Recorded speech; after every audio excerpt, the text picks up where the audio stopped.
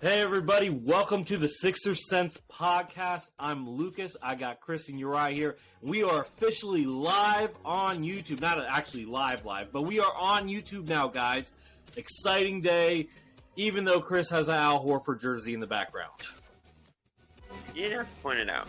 I had to, though. I had to, man. Come on now. Look, I still have an appreciation for Al Horford. Clearly. Yeah, look, we're on YouTube. That's awesome. It's very exciting to start this next chapter of the podcast, and we got some good stuff to talk about today. Hey, you know who else was number 42 on the Sixers back in the day? He still works for the team right now. Yes, he does. Wild guess. Come on. And he also was the one that paid Al Horford all that money. Yeah. Great point. It's like an interesting connection there. Yeah. Well, who is it?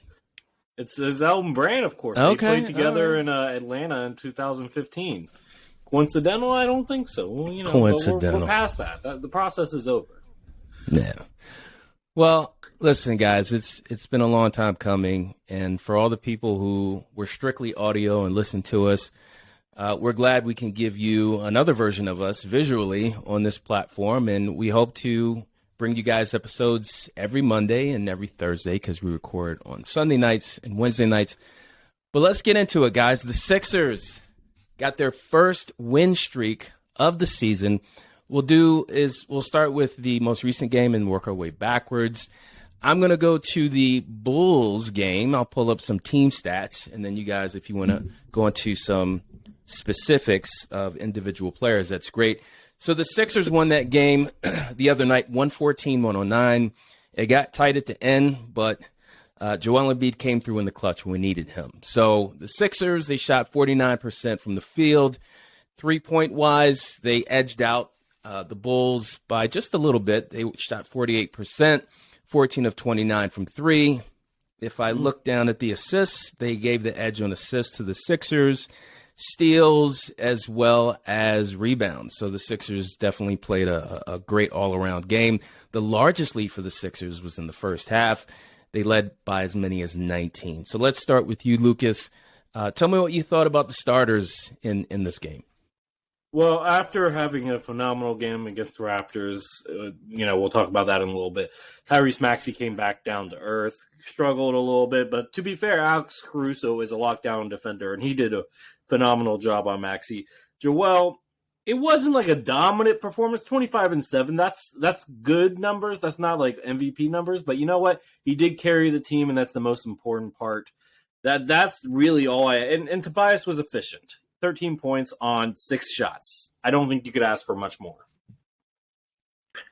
Yeah, I will say this about Joel. I thought it was a pretty great Joel game, especially by this season's very short time window, I know, but by this season's standards, this was one of his better games. I think with Joel, it's not really how many points does he score, because he's going to score 20-plus pretty much every night. But it's how does he get those points, and what does he do beyond scoring the ball? And I thought this was a game where he handled pressure really well. He made some great passes. He was looking for teammates, and he just got involved in the offense in ways other than simply posting up at the elbow.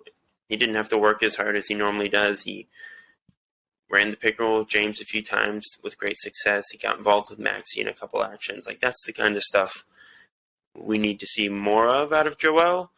So I thought this was a really positive Embiid performance. Obviously, he's now 12-0, I think, all time against the Bulls. So that streak continues. We got a rare Instagram post out of him. I know he doesn't like to bring out the troll stuff as much nowadays, but I always appreciate it when he does, because I like having fun. So I was really pleased with Joel in this game. Obviously, James didn't get much going as a scorer, but he still did a lot of good things as a facilitator. Tyrese got going a bit in the second half after a really quiet first half. Tobias, he's been frustrating me a little bit these past few games. I still think that, the approach is better. He's taking more threes than he ever has before. I'm not denying that, but there's still a lot of the old Tobias hesitance going on when he gets the ball. And I'm not super thrilled with what I've seen out of Tobias the past few games, but you'll live with it. He's still a very good fourth option. And PJ had one of his better offensive nights, and he did what he does on on defense, which is guard DeMar DeRozan or Zach LaVine. So you got to give him credit for that. And yeah, they got the win. That's nice. That's always good. Now, the starters, they did what they're paid to do. Tell me what you guys think about the reserves. How did they do in this performance against the Bulls? Well, it's nice to see more than just one reserve hit double digits. You had George Niang with 15. He had a Niang night. We were waiting for it. It finally happened. Then you have Melton with 10 points. He's starting to get a little bit more consistent. I think he's going to become the most reliable bench scorer. Look, Uriah, you're in trouble now because actually, no, Chris, you're in trouble now because Matisse Thybulle got 21 minutes in this game, which I'm pretty sure is more than what Paul Reed has played all so far this season. That being said, Paul Reed should be playing, not Harrell. Harrell did not look good tonight. That night, I don't understand what Doc is doing. You're hearing whispers from these reporters like Brian Windhorst saying, "Oh, there's a chance that Doc's name is being floated around as potential first head coach fired." It could happen. I'm honestly not against it at this point. He's proven that he can't get out of his own way, but especially with the rotations here. And we can talk about Isaiah Joe on another night, but we could use a guy like Isaiah Joe, and he's lighting it up for the Thunder. So, yeah, and that's partially on Morey, but I'm pretty sure it's also on Doc for not playing him a lot. So, yeah. Yeah, I agree with you on the Paul Reed point. Montrez has pretty much been universally bad this season with a few very minor exceptions game to game, and I really don't know what he's done to keep earning these minutes, especially after Doc spent all summer talking about how it was going to be a timeshare. It was going to be a battle. Both are going to play. It's like he's just not sticking to his word at this point. So, I don't know. It's a bit frustrating. I want to be clear on Matisse Thybulle. It would be really great for the Sixers if you could play Thybulle 20-plus minutes a night and feel good about it. If he turns into that kind of player, that's awesome. I obviously want that to happen. It would benefit the Sixers a lot. And he's a brilliant defender. No one's going to deny that. And with how their transition defense has been the first couple weeks here, there's obviously some potential benefits to having Thybulle out on the floor, especially next to Melton, because those are two guys that fly around a lot and can slow things down for the opposing offense. That being said, 2 points, 3 fouls in 21 minutes. It's not like he lit the world on fire offensively, and that's where he needs to get better. So we haven't really seen much out of Thybulle in his time on the court yet this season, as limited as it has been. So we're still kind of in wait-and-see mode on that front. But clearly Doc is trending in the direction of playing Thybulle more. I look forward to wearing my whatever Trey Burke jersey. Great. It would be great if Thybulle can become a good rotation player. I don't not want that to happen. Well, let me be clear, Chris. I would love for both Thybulle and Paul Reed to get 20 minutes apiece, and then we could both wear jerseys and have a tie. I don't know if for you the, want for that. If Reed's getting 20 minutes, that means Joel's only playing 28. So I don't know about 20 minutes for Reed, but 12 minutes a night, that would be nice. But I like that concept of Melton and Thybulle playing together because Melton, I can't believe that we have him. He is so good. He can dribble, drive, penetrate, dish. He's a defensive presence out there. So thank you, Memphis, for letting us have him. They didn't want to pay him. That's the long story short. Yeah, we'll take him. So before we move on to the Toronto game, I want to ask you guys what you think about Chicago. You had a chance to see them up close the other night. There's no Lonzo Ball, obviously. He's been hurt. But what do you think the direction of that franchise is going? They're stuck in no man's land, honestly. Look, they made their moves to try to make a big three. Vooch is a borderline all-star center who's on the decline, though he has looked good this season outside of this game. DeMar's doing DeMar thing, but you can't expect him to do that in the long term. He's 33, 34? He's been in the league since 2008. I remember when he got drafted. And LaVine has been a walking bucket, but doesn't feel like he really contributes to winning. And the roster's unbalanced. They don't have enough forward depth. Big wings, really. Like, they have good guard play, but wings, like, one of your best power forwards is Javonte Green, who's 6'4". No shade on Javonte Green, but that's a problem. That's a problem, And you got Derrick Jones Jr. as another one. Like, Pat Williams, he's okay, but, like, he's still a third-year player that's really in his second year, and, like, he's still figuring things out. Like, the Bulls aren't going to – they might get to the play-in this year, and they might get to the first round, but, like, I don't see them winning the series. I don't think it's possible for – not this construction of the team, especially without Lonzo. Like, Lonzo was – they're, like, fourth biggest pickup, and they can't – like, third biggest pickup, and his future in the NBA – Uriah, tell me if I'm wrong, but this reminds me of Brandon Roy in some ways with Lonzo's knee. Yeah, Portland, Brandon Roy, promising career, a lot of talent. Yeah, I could see that. Yeah, granted, not the same level of player, but Brandon Roy reminded me a lot of D Wade in some ways. But, like, the knee problems. Brandon Roy was like an all-star in 2000, what was it, 6, 7? And then out of the league by 2011. So, it's just, I don't see – they're in no man's land. They gave up their picks, which if they do end up deciding to tank this year – guess what? That goes to Orlando. Orlando's 0-5 right now, I think. And they could very well get Wembanyama. And Chicago's pick, which could be a really good pick, too. So, it's just, it was I get why they did it, but it wasn't for the right players, and now they're kind of screwed. Yeah, I get it. I mean, I think they kind of have run into unfortunate circumstances with just the volume of good teams in the East right now. Like, there's just 9 playoff level teams, it feels like. And if this was like 5 years ago, then they would be like a top 6 team, no problem. Yeah. I mean, last season before the injuries, it looked like they might be a top 3 seed. So I don't want to, like, bash the talent there. And it's like, I don't want to view the NBA as, like, title or bust. Like, it's fun to have a good competitive team, that wins a lot of regular season games.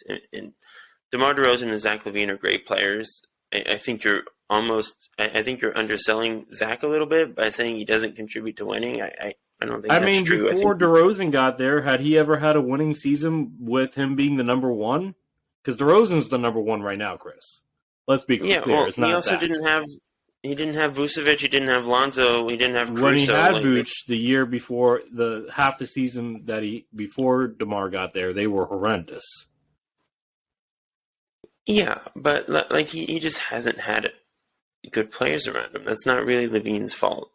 Like, obviously they've figured it out with Vooch since then. It takes time for all-stars to gel it, And the reason they were horrendous was probably more on Vooch than it was on Zach LaVine. So, yeah, I think that's underselling Zach a little. I think they're a really good team when everyone's healthy. The Lonzo injury, is obviously a big setback for them, and it does limit their ceiling and their floor. Like, Lonzo's a really tremendous two-way player when he's out there, and he was really important to that defense last season before he got hurt, and he would be a real big boost to that defense this season if he is able to get back, which we just don't know when or if that's going to happen right now. So they're handicapped to some degree as long as Alonzo's out.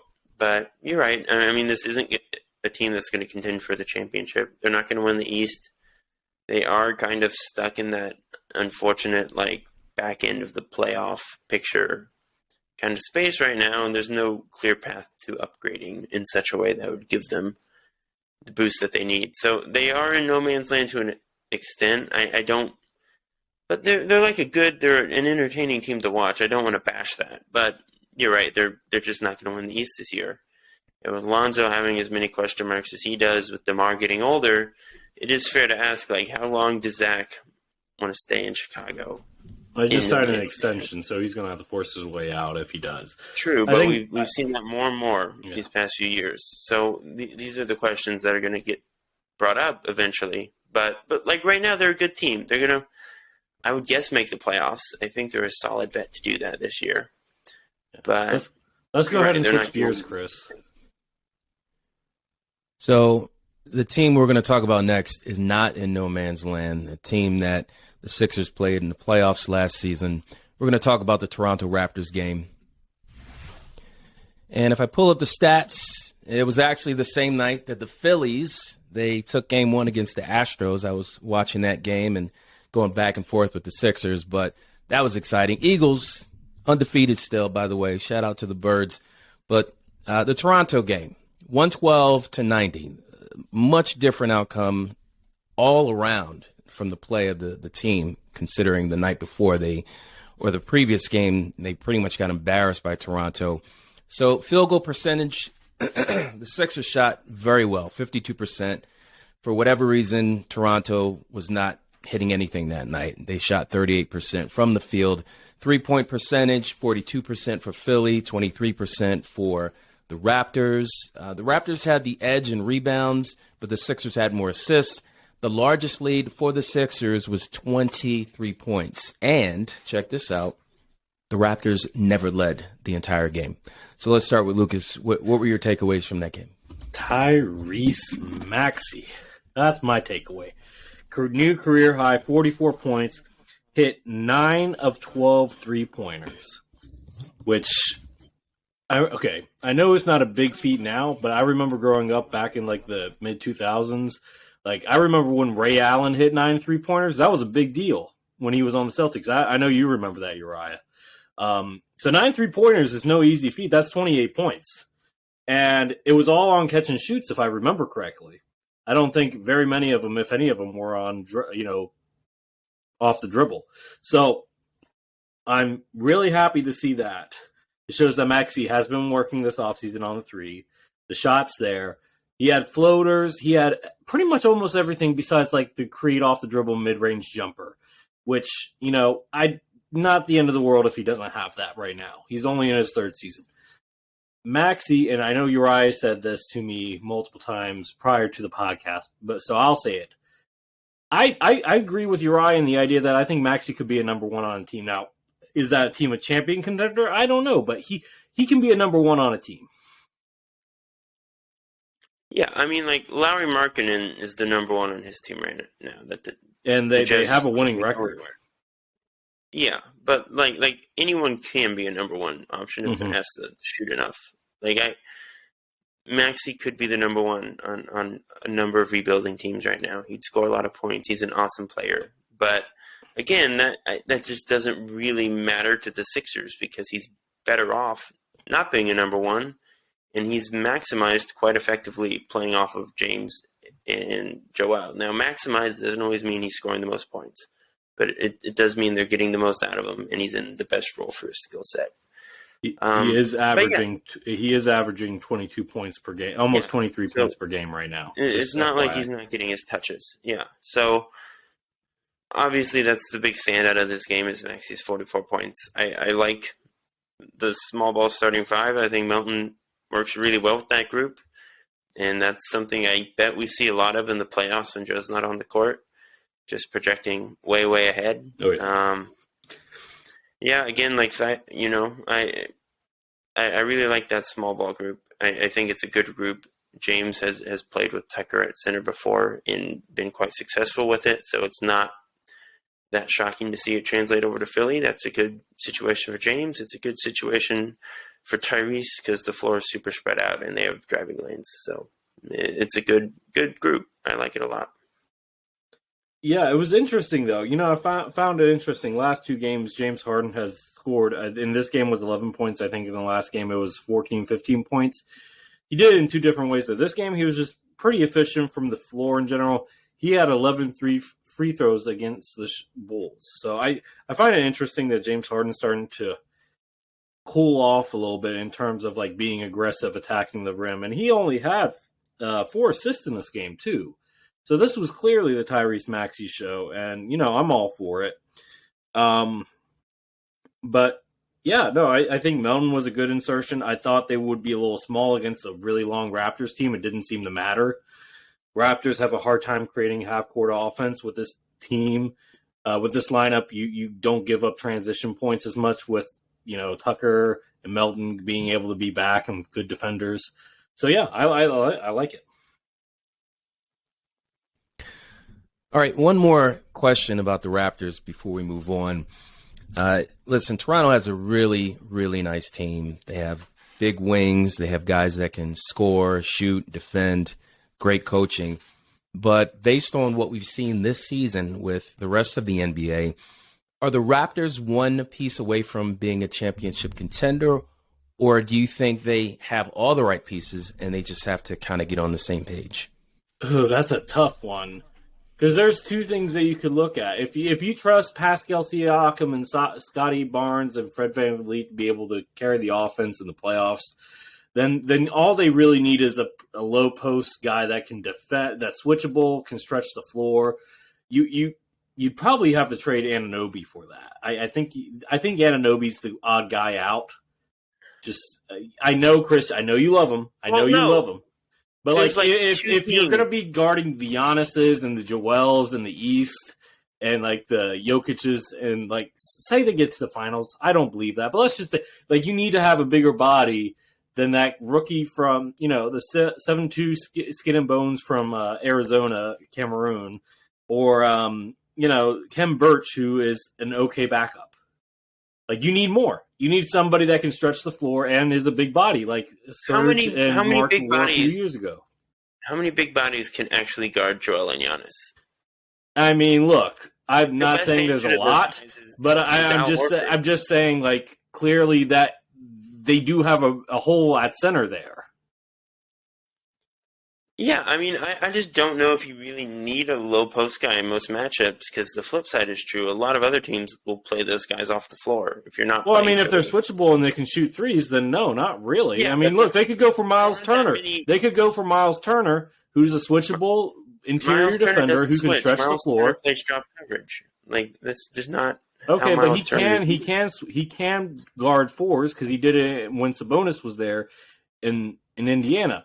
My point being is if they got a guy like Miles Turner, it's a bigger body that can rebound better against a guy like Joel, and that can stretch the floor and still kind of help them play the type of offense and defense that they want to. Toronto has defended Joel better than any other team in the NBA the past few years. Why do they need to change? I don't know about that anymore. That last playoff series, I would say no, they didn't. Joel still had his way with a broken thumb. Joel's awesome. You're not going to hold the third, fourth best player in the NBA to 20 points every night. But okay, in your opinion, what are they missing if not a center? What are they missing? I think what they're missing is like another high-level creator on the perimeter who can get his own shot and get the half-court offense So you think they should be, if let's say Kevin Durant decides to ask out again, they should be on the short list of teams that should ask for him? Well, yeah. Every team should go. Well, of course, yeah, every team. But you get what I'm saying. Like a guy like Kevin Durant or Shai Gilgeous-Alexander, or I'm trying to think of other disgruntled stars. Donovan Mitchell. They really should have thrown their hat in the ring for him more. Like those are the kind of guys they should be going after. They have the pieces to swing a big trade. They have a lot of depth and young talent. Like those are the guys they should be looking at for sure. What about you, Uriah? You're the tiebreaker here. Big man or creator? Wow. I really don't have an opinion, believe it or not, because I agree with both of you. I think I think I see your point with having someone that can do a little bit more against Joel and Giannis, but Chris's point of how many guys can really do that are out there. So it's and they do defend Joel pretty well. They fluster him. He doesn't have efficient games like he does against other teams with weaker defenses. So I'm in the middle. But let's move on and let's get to the next topic. All right, so I want to ask you guys, and actually we'll go to Chris this time first. Chris, in terms of player performances from the Sixers so far this year, there are a lot of guys who have high expectations on them because of the money they make or the acquisition deal that was done to bring them in. My question to you, Chris, is this. Which 76er, in your opinion, and you can only pick one, who has not met expectations yet for you? That's a good question. You were kind of talking about somebody earlier tonight.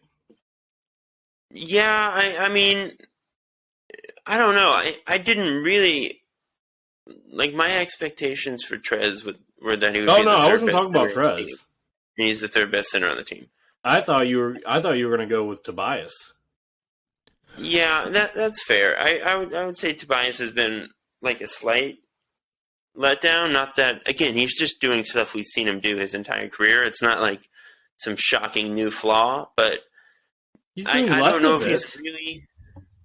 He is doing less of it. I just don't know if he's really truly built to be like a proper role player. I still think he gets a little bit too involved in the offense sometimes for his own good, and that's just the nature of having so many good ball dominant offensive players on the same team. It's not even fully 100% his fault necessarily. I was about to say, yeah, he's just an overpriced floor spacer at this point, which is it's not really his fault. Yeah, no, it's not. So, sure, I guess I could say Tobias. Sure, Tobias Harris is my answer. I just, he hasn't been great to start the season, but I'm sure better stretches are ahead, so we'll see. Can I go unconventional here, Uriah? Doc Rivers. No, player performance. Oh, come not on. coach. Okay, fine. Come on. Fine. No, you gotta go with I asked player. if I could go It's too unconventional. So No, if unconventional is the mascot not coming through and doing his job. That's unconventional. I would never go after the little dog guy. I couldn't do that. No, Franklin. yes. Franklin. Sorry, I wanted to call Bring him back Benny. hip-hop. But I wanted to call him Benny, but then I realized that's your dog's name. They should bring back hip hop. Where the is scariest Benny? Is bunny. Benny here tonight, or is he with your wife? Benny's not here. Oh. He's downstairs. Okay. He's downstairs. Do you guys remember hip hop? The scary bunny. Oh yeah. He was, He was almost as scary as Gritty. And I don't know if that Gritty Pelicans is, mask. That first year, that Pelicans mascot was the scariest, man. Yeah, I'll give you that one. Yeah. No, okay. So if I can't go Doc Rivers, I have two. I'll go with the obvious one and say Trez, but I kind of want to say Daniel Haas, but I'm going to leave Daniel alone.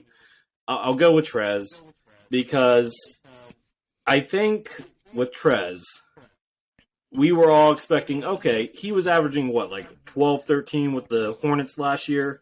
And we were expecting something similar to that. The guy has maybe hit double digits once this year. And I get it. He's not playing as much. But at the same time, like, if you're not going to play Paul Reed for his defense and you're going to get Trez for the offense, then he has to be averaging more than, like, I don't even know what he's averaging. I'm going to have to pull it up here for a second. Give me 1 second, guys. But, like, he's not. No, I got it. Wait, who are you looking for? Harrell. He's averaging 2 points per game, 2.7 points per game. Yeah. Like, Paul Reed can give Can't you have more that. than that. So, yeah, Trez, you were former sixth man of the year, averaging, like, almost 20 points per game.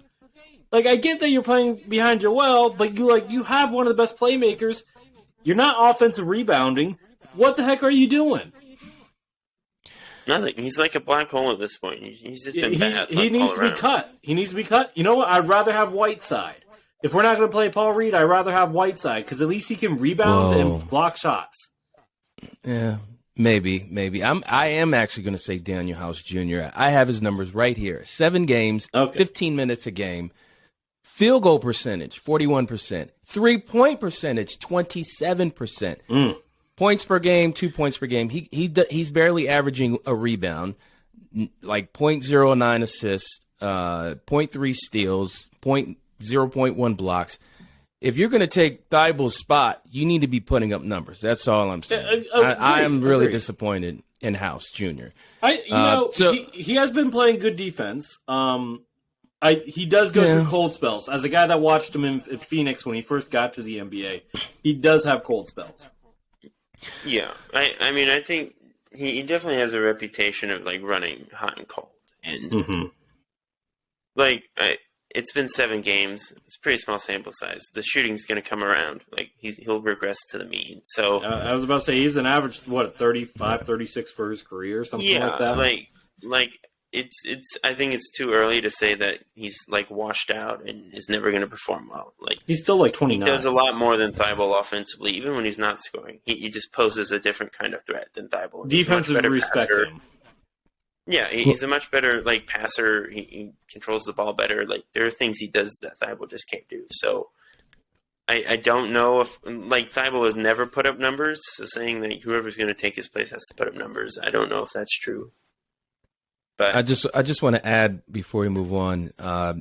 I looked at all 10 all defensive players that won this past season. All 10 were on teams that made the playoffs, and 9 of the 10 actually advanced to the second round. So to have a guy riding the bench like Thibault, who's one of the top defenders in the league, I don't know. It just doesn't make sense to me. Just because he's not an above average 3-point shooter. I think there's so much emphasis on his 3-point shooting. Well, it's because it's really important in the league today, especially it's when you're playing next to Joel. Not the end all be all. It's important. It wouldn't be if you didn't have Joel. If you didn't have Joel, you could. Okay, that's fair. Yeah, that's fair. The other 9 All-NBA defenders are all significantly better offensive players than Matisse. That's also true. They're just better overall. He's not on the same level as those guys. It's just what it is. I mean, if you can name one. That's a good retort. But let's move on. Speaking of improving, let's go to the opposite of the previous question that you guys entertained. Of the people that you mentioned who did not meet your expectations, who is most and less likely to recover and have a solid season? Well, like all the people that we all talked about, who Chris, do you think is most first. or less likely?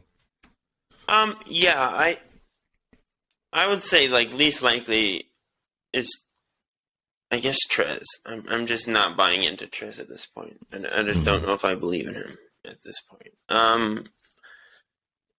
I think Tobias is going to have better nights. I think we're probably he's averaging 12.7 or something points per game right now. I don't think he's going to shoot up much from that. I think that's around what his share of the offense is going to be moving forward. I would say Tobias is likely to have some better nights. I think as this defense learns to play together more, that Tobias is going to get a little bit more comfortable with the new scheme and stuff that they're trying, so he'll look better on defense. I'll say Tobias is most likely to recover, quote unquote. Again, he's shooting 41% from 3 on the most attempts of his career. It's not like he's been terrible. So I'll say Tobias. But I do think House, if he stays in the rotation, which I think he should, will probably have much better nights ahead as well. So both those guys are candidates in my mind.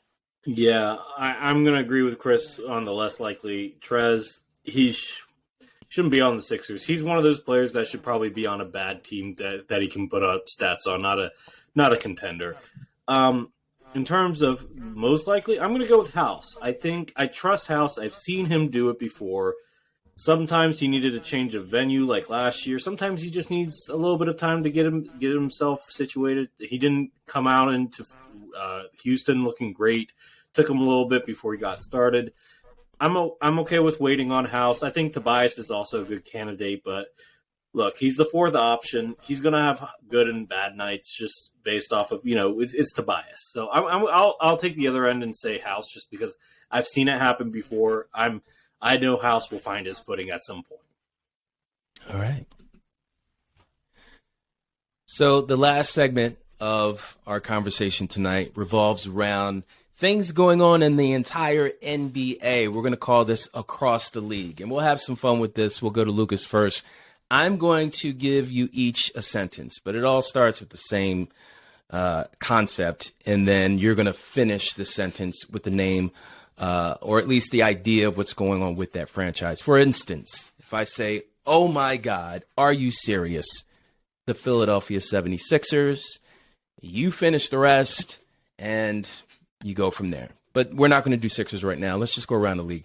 Let's start with you, Lucas. Oh my God, are you serious? The Orlando Magic are tanking for Victor Wembanyama already. Look, I like... You think so? Well, look, they're 0-5 already. Bol has been looking fantastic, by the way. That was a great pickup. I think they won a game, though. Yeah, they might have won one game, but look, they're not going to... 1-5, my bad. 1-5. So here's the thing, even if they're without Cole Anthony, they're without Markelle, they're without Jonathan Isaac, That's three really good, important rotational players. I like Paulo Banchero. It looks like he was the right choice for the number one pick now, looking forward. Woo. I mean, I know Chris hasn't, I know, Chris, you love Chet, but, like, we got to look at what we have right now, and it's Paulo. Look, Paulo is averaging, I think, around, like, 24, 6 and 6 or something crazy like that. I don't know the exact stats. I'm just, I based off of what I've seen in box scores, that's what I'm guesstimating. Uriah, correct me if I'm wrong later. But no, I like Paulo Banchero. I like Bol. They have some really good Franz Wagner. They got good pieces, but it's not getting into winning. I don't know if it's coaching. I don't know if it's the injuries. I'm not sure. But they should be tanking for Paulo, not only for their own pick, but look, we talked about the Chicago Bulls. Things could go off the rails really quick. Huh? They already tanked for Paulo.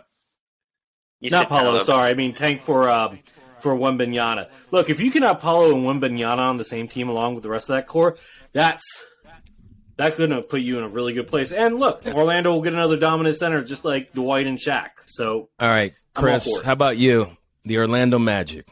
Boom. Are super cool. Like, as far as 1 in 5 teams go, they're far more entertaining than the other absolutely. 1 in 5 team in the East right now. So, I really like the Magic, man. Paolo's awesome. Franz is awesome. Wendell's awesome. Bol. They're playing like 3 7-footers at once all the time. That's awesome. I'm all for it. I love long, young teams that do weird things. Obviously, Jalen Suggs, Cole Anthony, Markelle are all hurt right now, which is a bit of a bummer. But Jonathan Isaac. once those guys get back, all three have a lot of potential in different capacities. So it's a very exciting team. I like watching them. Paolo's the front runner for Rookie of the Year right now. He's probably going to win because that he's going to continue to just dominate touches in that offense. So is he a 3 or a 4? He's a 3. I say 3, but he can play 4. What do you think, Chris? 3 or 4? Yeah, I think defensively he's probably more of a 4. But offensively he's a 3, right? Yeah, I mean, okay. Orlando's like weird with all their 6'10" guys. It's hard to tell. Yeah, I just don't think positions really matter that much anymore, honestly. Like 3, 4, there's not much of a difference for most teams. Like Cam Johnson is the 4 in Phoenix right now. He's a wing, the same as Mikal is. Yeah. They're the same. So, Paolo's going to like run the offense a lot. He's going to have the ball in his hands, and he's going to defend power forwards or centers or bigger guys because that's just his position on defense. It's all the same. It all runs together. Either way, Magic are awesome. Very cool team. All right, let's go to a team that on paper is supposed to be not winning games, but let's go with this statement, Lucas. Here we go, man. Oh, my God. Are you serious? The Utah Jazz are playing them themselves out of the first overall seed. I mean, first overall pick. Okay. Look, okay. I don't think anybody expected this, but you look at the veterans on their team; they do have good veterans. I mean, Lauri Markkanen is like showing off why he was a lottery pick. Colin Sexton's coming off the bench. Jordan Clarkson is just like, I'm 30 years old. I'm going to decide to show off my point guard skills now. Mike Conley still has something left in the tank. I'm trying to think of Jared Vanderbilt's a good player. Like they have a lot of, and Kelly Olynyk hasn't looked bad either. So you take all that into account. If they want to try the tank for Wembanyama, they need to make some trades and make it quick.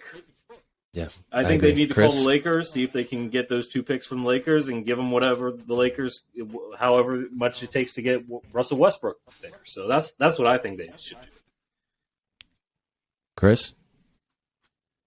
Yeah, I think the Jazz are legitimately pretty good. Like, that's the thing. If you want to tank, you probably shouldn't have 5 accomplished veterans in the starting 5 and a lot of really good depth pieces. Like, they've just built a pretty decent team. Now, they don't have the star power to ultimately contend, but they have more than enough talent and balance on both sides of the ball to win a lot of games. Like, Mike Conley's still a pretty good winning player, and he's going to make guys better. And Lauri Markkanen showed flashes in Cleveland, and he looked really good in Eurobasket over the summer, and he's paying off, tenfold what expectations were coming into the season. He looks awesome. He looks more than ready to carry a big share of that offense. So they have a guy who's breaking out in Lowry.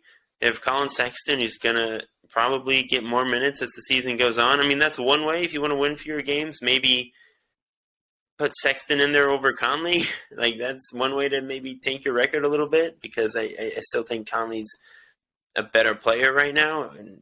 But Sexton looks awesome off the bench. No shot at him. So they have a lot of good players, and I think they're a pretty good team right now as currently constructed. I don't think it's all a flash in the pan early season. We can write it off. I don't think they're going to win the West, but they can make the play-in if they don't make any moves. They're a good enough team to do that. So, yeah. All right, we're going to go to another Western Conference team. I had Portland, but I'm going to skip Portland. Let's go straight to the purple and gold. Oh, my God. You can't be serious.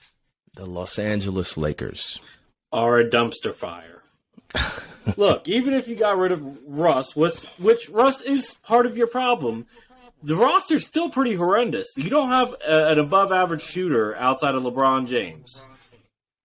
And that's sad. Pat really Beverly sad. doesn't look like he can shoot anymore. Anthony Davis clearly has lost his shot. Jay Williams on ESPN's First Take said that either you go all in, trade Russell Wilson in the 2 picks, not Wilson, sorry, Westbrook, or you trade everybody, all the stars on the team. I think that's where you're at. Look, yeah, you need to start, scorch earth, start fire. And here's the scary part, guys. They don't even own that pick this year. They're 0-5. They're one of the teams technically tanking for Wembanyama, and if they do, and they get, they go into the lottery, guess who gets the pick? Pelicans. The Pelicans. Could you imagine Wembanyama with Zion and Brandon Ingram? I know Chris is going excited, but seriously, that would be the ideal fit for him. Please. Please. I want it so bad. That would be fun. It would be fun, and it's totally possible too. That's like NBA 2K Live. It's like a video game. Mm-hmm. Chris, what do you think? Oh my God, LA Lakers, what? Suck. No, they're just not very good. They're wasting one of the precious few years of LeBron's career that we have left, which is kind of unfortunate. I was late on my drum joke. Sorry. Yes, you were. No, it was good. Yeah, I would. It'd be preferable for LeBron to be on a semi-competitive team at this point in his career, because he's 37, 38, and we're getting up there, but Lakers just aren't very good. They haven't built a good team. Now, if they can flip Westbrook for multiple good players for some reason, then they should do that, but Westbrook's really bad, so I don't know if – it's not like his trade market is improving right now, and they might have passed up on some of their best opportunities already, so – yeah. Look, I don't. If I'm Indiana, I'm asking other teams for something better, because I think you could get better than that for Buddy Hield and Miles Turner. Absolutely. Yeah.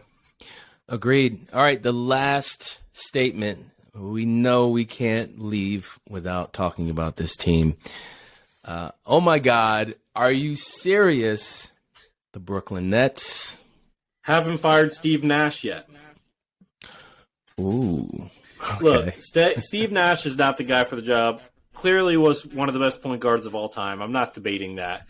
But he was a rookie head coach thrown into one of the most toxic franchises. KD's probably going to ask to get traded again at some point. Ben Simmons looks like he's never going to be an all-star again. His season high is now 9 points.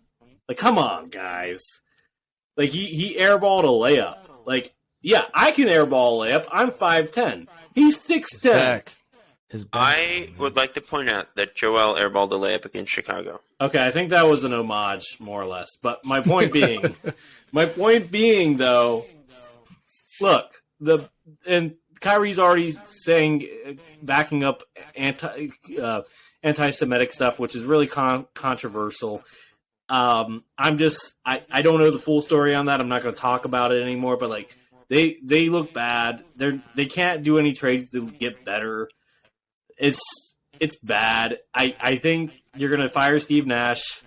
You might end up trading KD and Kyrie during the season. If you trade KD, that's exactly what the Lakers want, because then you can trade Westbrook for Kyrie, and that could kind of save their season, maybe. Yeah, I don't. Yeah, that's my take. Yeah, like, I mean, I'm really getting to the point with Kyrie where it's like he probably shouldn't have the platform that he has, and there are like issues beyond basketball. But yeah, for Brooklyn, it's like they're kind of genius, because if you can put Wembanyama next to Kevin Durant and Ben Simmons, I don't think they own their pick this year. I think the Nets have it. Do they not have it like top 1 protected? I don't They think. probably do. I'd have to look it up later. I can Well, mute they myself traded the and look it Sixers up now. pick that they got from James. So it's Philly's pick that's actually going to Utah this year. So I don't know what the protection... I feel like Daryl protected his picks. He made a point of doing that. So if they tank too bad, maybe Philly gets Wembanyama. That's the ideal outcome. Don't quote me on that, because I haven't done... This is all off the top of the dome, so it could be wrong. But that'd be cool, wouldn't it? Joel It would be and interesting. That would be interesting. They're going to be teammates in the French national team, anyways. Yeah. Let me jump in here, Chris. Oh my God, the Brooklyn Nets. Nothing to do with the team. Oh my God, are you serious? The Brooklyn Nets fan base now knows what we went through for several years. And they were all on social media talking trash about us, Philadelphia 76ers fans, like, oh, we're so mean, we're unfair, we're this, we're that. And all we wanted Simmons to do was to play his heart out, wear his emotions on his sleeve just a little bit. Let us know that you care about winning as much as we do. You're making $32 million a year. So my thing is, like, Brooklyn fans now know how frustrating it is to support a team that has Ben Simmons on it. Lucas, did you grab that stat? Or it's all right. Luke, Yeah, Chris, you want to say I something found back? it. So they have. So for 2023, incoming draft picks wise, it's either from they have outgoing to either Houston or Utah for their for the Sixers pick that's going to Utah or Houston. It's basically whichever one's the best one goes to Houston. So if they have their own first round pick, yeah. So Houston receives the more favorable between its pick and Brooklyn's. Okay. That's pretty much what happened. Well, good So for the it's Nets. a pick swap. It's a pick swap. So they They're can't screwed. even tank for Wembanyama. Yeah. Because Houston won't get it. Yeah. You know, I mean, I will say, I think the Ben Simmons experience in Philly overall was probably much more positive than the one in Brooklyn so far. Yeah. But Yeah, I can say that. like, it's been 7 games, 6 games, whatever it's been. Like, again, we should probably pump the brakes a little bit, but they're 1-5. It looks pretty rough. I don't think Ben and Claxton can play together sustainably on offense. They got some stuff to figure out. Maybe some trades to make. It's time to start looking at that stuff now. If you're They got to start looking at guys like Whiteside. and new head coaches. I agree with that too. Yeah, No, they need to Whiteside get. cannot play next to Ben either. Well, I don't know you know- who you trade for. That's a stretch 5. I mean, Miles Turner, but you don't have the ammo to go after Miles Turner. Yeah. Unless you I trade think Ben. Claxton is legitimately very good. Yeah. So he could be the centerpiece, theoretically, of a trade for another good player who just fits better, but they got to figure something out. Money is also the issue there too, because Claxton's on a rookie deal. But Joe Harris is making $18 million. Seth is making a lot. You can package guys together. Yeah, that's true. But then you get rid of all the shooting. But anyway, I think on that note, Yeah. Well, before we go, Chris, I'm going to be sending you a trade request. We're going to see how much you love Josh Giddey and Evan Mobley, because I'm going to package them in a deal. But there's one guy on your team that I really want to talk about him earlier. Giving you Joel for Josh Giddey and Evan Mobley. No, What you give Joel for those guys? No, I wouldn't. No, I know. It's not Embiid. It's not Embiid. Okay. All right, this was fun, guys. This was fun. Yeah, I like you to have too, us too. on YouTube. It's fun. That was fun. Chris, take us out, man. Yeah.